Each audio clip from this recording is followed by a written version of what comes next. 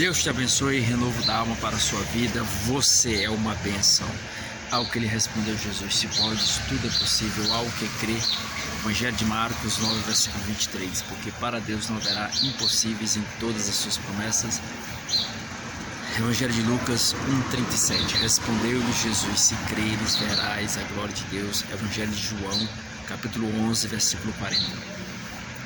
Sabemos que todas as coisas cooperam para o bem daqueles que amam a Deus, daqueles que são chamados segundo o seu propósito.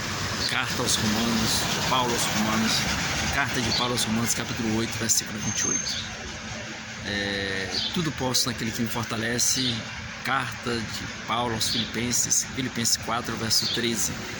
Graças a Deus por mais essa oportunidade, por mais esta belíssima ocasião que Ele está a nos ofertar, a nos oferecer, a nos agraciar. Deus é bom, Deus é maravilhoso, Deus é misericordioso e todos os dias nos envolve, nos abraça, nos põe de pé.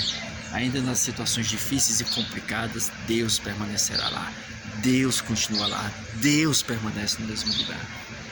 Então olha, acredite no Senhor. Já diz o salmista no Salmo 28, verso 10, é o verso 11. É o 10 ou 11, vai dizer: ainda que meu pai e minha mãe me abandonem, o Senhor me acolherá. Então Deus te acolhe. A gente podemos observar este acolhimento de Deus em relação à nossa liberdade.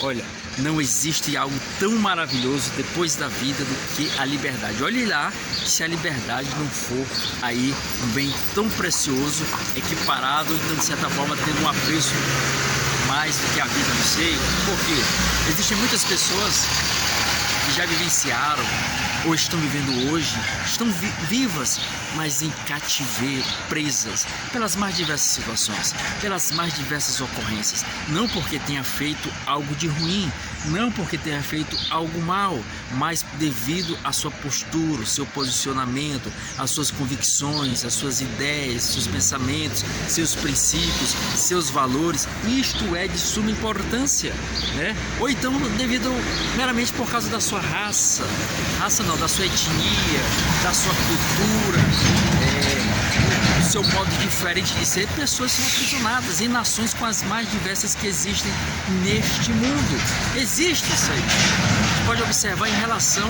ao povo de Israel. Quando estava lá, a Bíblia Sagrada descreve mais precisamente no livro de Gênesis que o povo ficou em cativeiro, né? A Bíblia nos diz em Êxodo, capítulo 1, que levantou-se um faraó que não conhecia José. Quem era José? José foi o filho de Jacó, um grande estadista, alguém que teve da parte do Senhor a revelação de interpretar os sonhos de faraó, de que iria acontecer uma grande fome sobre a terra. Mas antes disso havia uma abundância, 7 anos de abundância, 7 anos de fome. E ali José foi escolhido, alçado à posição de governador para administrar um período de abundância. 7 anos ele fez ali algo extraordinário, guardando provisão, tendo alimentos para os 7 anos que iriam ocorrer, que seriam 7 anos de fome. E José salvou o Egito, salvou o mundo. Devido a essa administração, devido a essas características, ele salvou o Egito. Mas, como diz a Bíblia, torno a repetir, livro de Êxodo, capítulo 1, vai dizer que se levantou um faraó que não conhecia José, não conhecia a história de José, e começou a colocar o povo em cativeiro, subjugado, sofrendo as mais diversas situações, pressões e torturas psicológicas, emocionais, físicas, as mais diversas, sentimentais. O povo estava sofrendo, e o cativeiro é algo doloroso. Somente quem passou sabe o preço disso aí. Você não tem liberdade, não pode falar, não pode agir sem a permissão daquele que está a oprimir.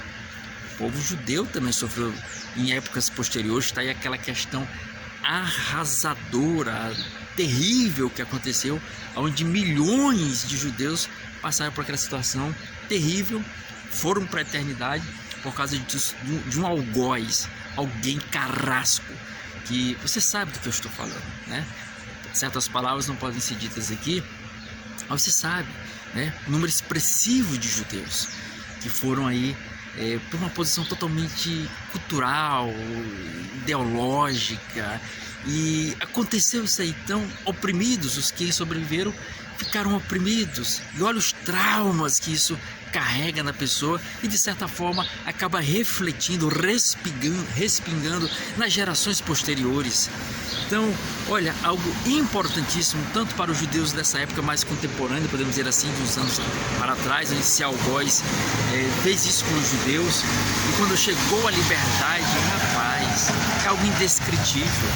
É algo assim incomparável, imensurável, não tem como medir. Assim como Moisés, levantado pelo Senhor, foi um grande libertador também lá na época do Egito. Liberdade, que palavra maravilhosa, que palavra carregada dos mais diversos conceitos que, ainda que venhamos a conceituar, não chegam a descrever o real sentido do que é ser livre.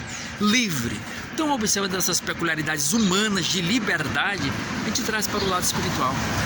Além da liberdade física, terrena, social, de expressão, a maior liberdade que nós podemos ter é a liberdade espiritual.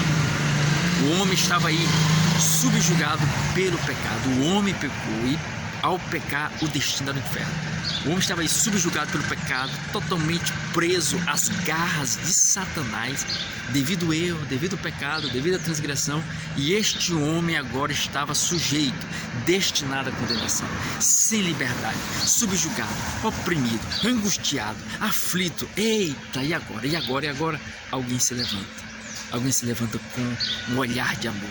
Alguém se levanta com uma postura de misericórdia, de compaixão, e veio este mundo nos libertar, nos dar a liberdade, quebrar os grilhões que nos acorrentavam no pecado. A liberdade foi dado brado, diz aí, de certa forma, a história brasileira, que Dom Pedro gritou lá nas margens do Ipiranga: liberdade, morte, liberdade ou morte, algo parecido. Cristo bradou na cruz: liberdade, está consumado. Foi o brado de Cristo. Está consumado, o plano da salvação se consumou. Sim, ele veio a este mundo, teve a sua infância, teve a sua juventude, teve a sua fase adulta, se entregou, morreu por nós, sofreu, mas se ele não tivesse ressuscitado, não teria concretizado o plano. Então ele brada na cruz: em tuas mãos entrego o meu espírito. Consumado está consumado. Então a liberdade se concretizou, se configurou, se materializou ali naquele episódio, naquela ocorrência, naquela situação, e nos foi dada esta graça. Nós fomos agraciados. Então, liberdade. Hoje você tem liberdade em Cristo. Hoje temos liberdade em Deus. A Bíblia nos diz lá no livro de João, capítulo 8, versículo 36: se pois o Filho vos libertar, verdadeiramente sereis livres. Liberdade. Tua alma pode respirar, tua alma pode clamar, pode rogar, tua alma pode sentir paz, a tua alma, o teu interior pode ter paz, plenitude, alegria, esperança no amanhã, porque Ele vive. Eu e você podemos crer, acreditar, confiar no amanhã, porque Ele nos libertou. Ele quebrou o jugo do pecado, Ele quebrou os grilhões do pecado, Ele nos libertou. Mas estar aí franqueada a liberdade. Você agora tem que abraçar a liberdade de Deus. Para isso você tem que conhecer a verdade, porque é ela que liberta. O caminho já foi aberto, mas poucos ainda não tiveram a compreensão e o entendimento dessa liberdade. Por isso, o mesmo escritor em João, capítulo 8, agora 4 versículos acima, que é o versículo 32, João 8, 32 diz: se pois o Filho vos... conhecereis a verdade, e a verdade vos libertará. A liberdade está na verdade. Você tem que conhecer a verdade, você tem que buscar a verdade, você tem que se encher da verdade, você tem que estar diante da verdade, porque a verdade vai te libertar. Ela vai abrir teu entendimento, vai te esclarecer o que é a verdade ou quem é a verdade. A verdade é Cristo.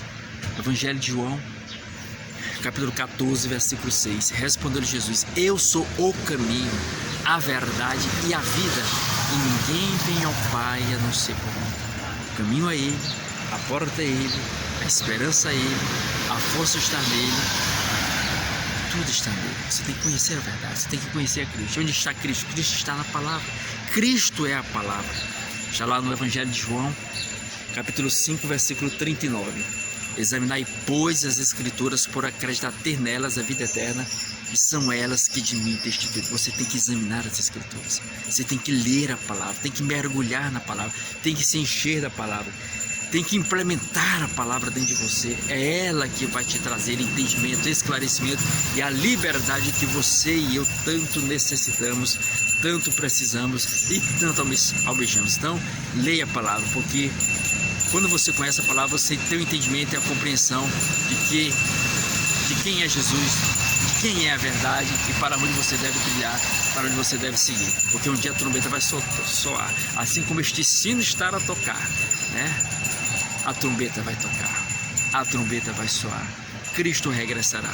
Nós temos que estar prontos e preparados para esse acontecimento que vai ocorrer, que vai se concretizar. Deus te abençoe, vem para a liberdade é algo maravilhoso. Não é que o mundo te oferece, não. Eu faço o que eu quero, estou dono do meu nariz. Isso não é liberdade, isso é libertinagem. Fazer os desejos da carne. Você estar aprisionado e não sabe. Conheça a verdadeira vida, a verdadeira liberdade.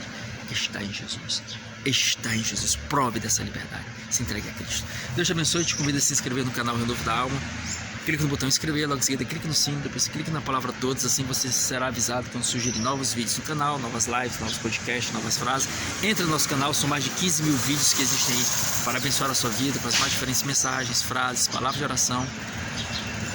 Bem como tem o nosso podcast aí já com diversos episódios, vai lá, confira, seja abençoado, comenta, tem embaixo o botão compartilhar, clique e compartilhe nas suas redes sociais, dê a sua sugestão, crítica, dá o likezinho, o legal, o joinha, a curtida e nos ajude a chegarmos a 1 milhão de inscritos até o dia 6 Deus é contigo, lê a Bíblia, Jesus está voltando. Para